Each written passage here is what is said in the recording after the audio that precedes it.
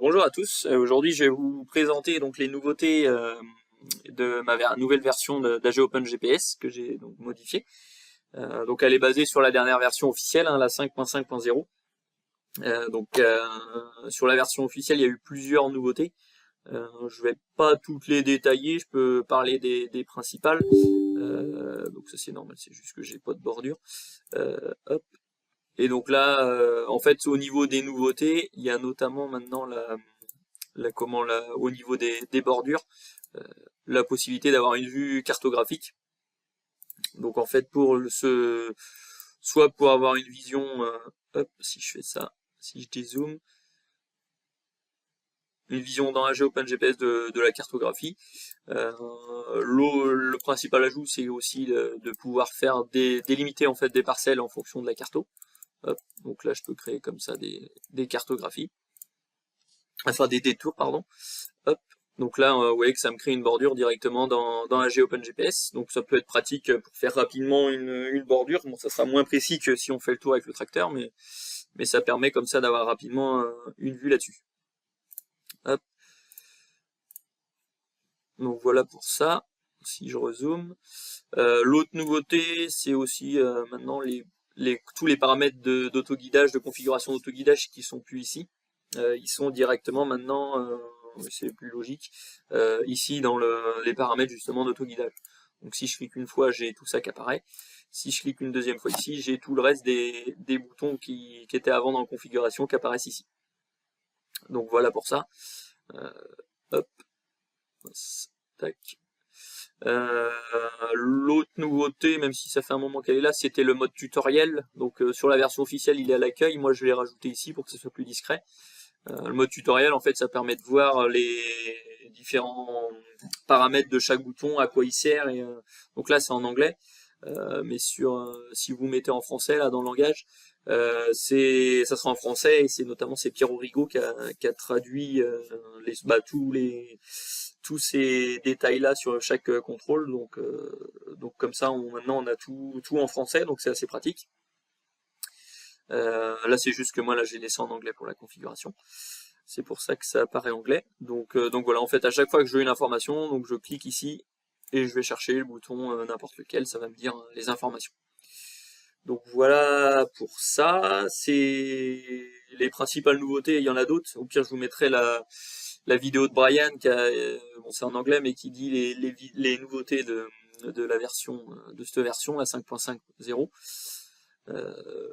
En ce qui concerne ma version, il y a eu plusieurs petits ajouts, dont deux principaux. Le premier, c'est maintenant la possibilité de mettre à jour le logiciel, tout le système AG OpenGPS depuis l'application.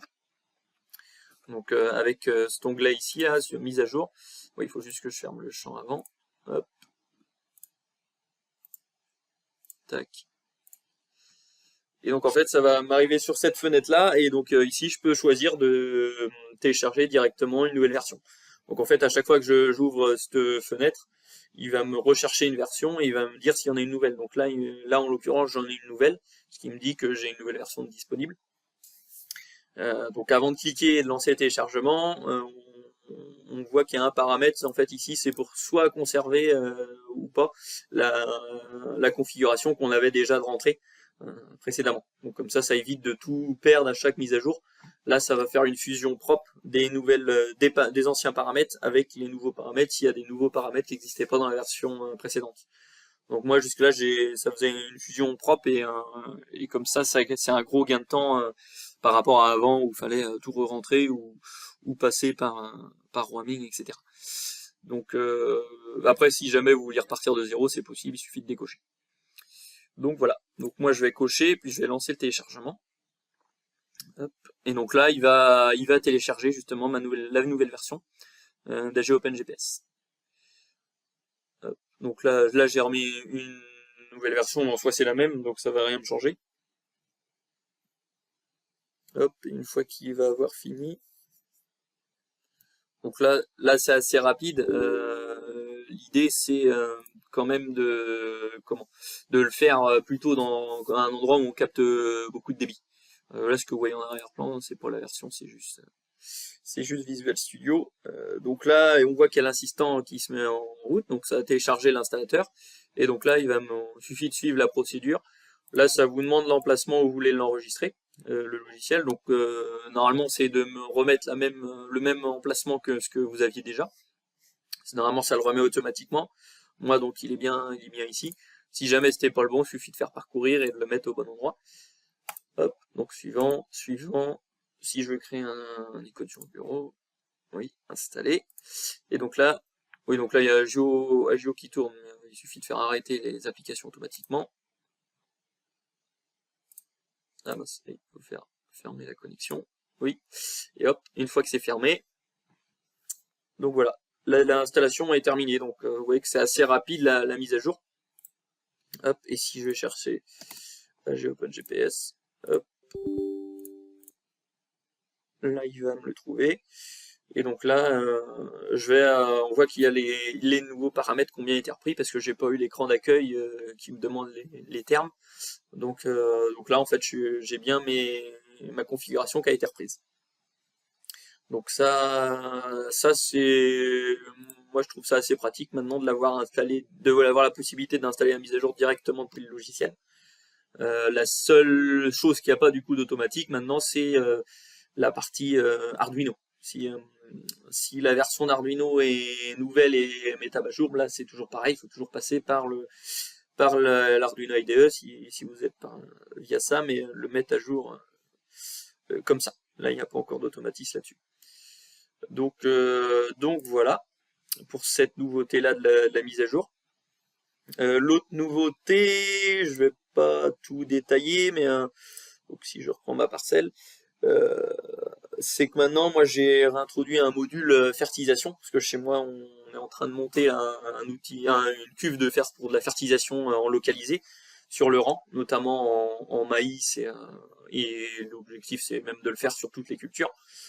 Même d'aller localiser des ferments, de la microbiologie, des EM, pendant la destruction de couverts ou du passage d'outils à dents par exemple.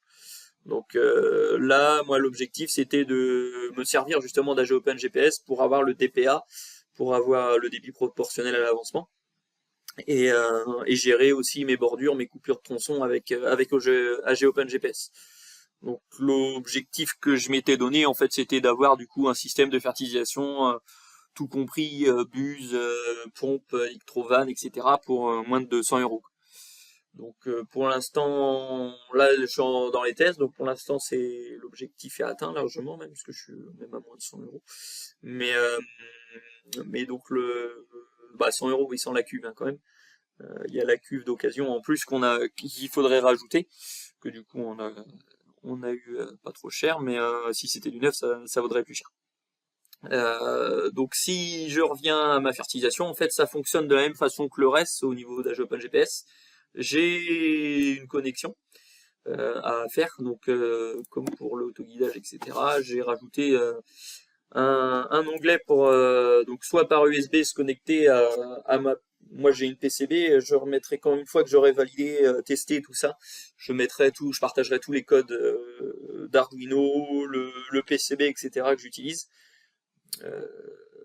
Et donc en fait moi je me connecte, en fait le PCB il est sur une ESP32 en Bluetooth, donc moi je me connecte en Bluetooth, mais s'il y en a qui préfèrent se connecter en USB, ils peuvent se connecter en USB aussi.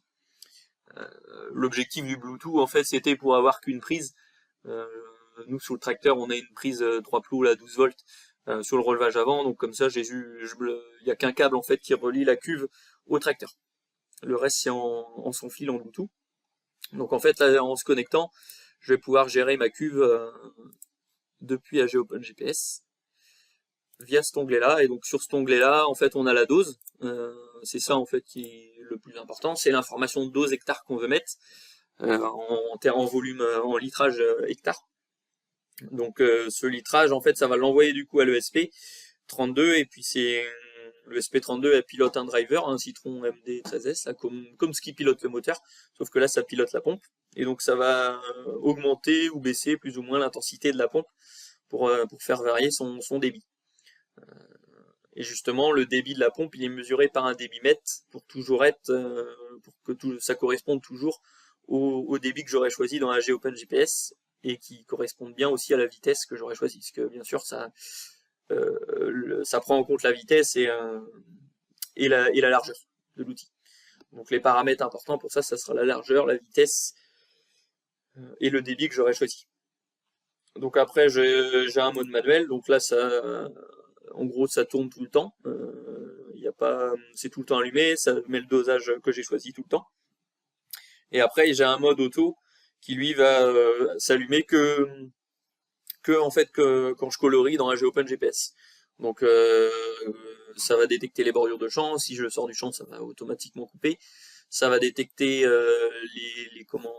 les tournières, donc les Z-Land, là, les lignes jaunes qu'on trace, comme ça permet de couper par exemple tous les 12 mètres, si on a 4 passages de 3 mètres dans les bouts. Ça permet comme ça de gérer et pas de faire de doublons de dose. Parce que là on est en fertilocalisé, notamment certains oligos, si on vient localiser du bord, du zinc, tout ça, faut pas qu'il y ait d'excès sur des sulfates de zinc, etc. Donc le but c'est vraiment d'amener la dose et pas plus ni moins. Donc c'est pour ça que nous à l'utilisation ça sera majoritairement sur le mode auto pour avoir toujours cette régularité. Il y a juste un autre mode, là, c'est le mode rinçage. Donc là, ça va avec le mode rinçage, en fait, c'est juste que ça me ferme l'électrovanne qui est reliée donc à la cuve principale, à la cuve où j'ai ma fertilisation. Et ça en ouvre une autre qui est reliée juste à une cuve d'eau pour pouvoir rincer.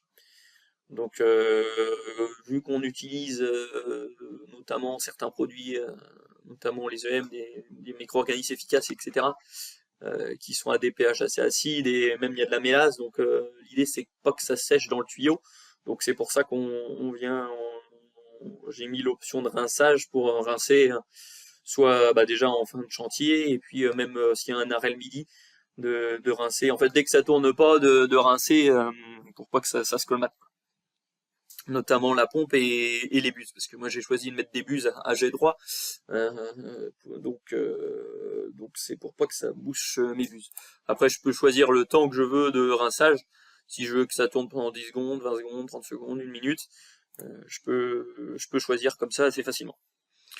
Donc voilà, après peut-être que je vous ferai une vidéo pour vous présenter tout l'ensemble, mais en théorie du coup ça devrait marcher. Pour l'instant tout dans les tests ça marchait, donc à voir.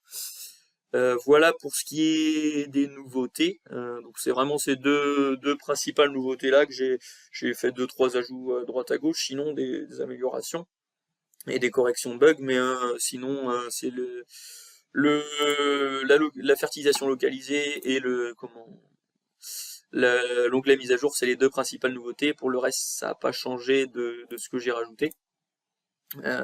Donc voilà.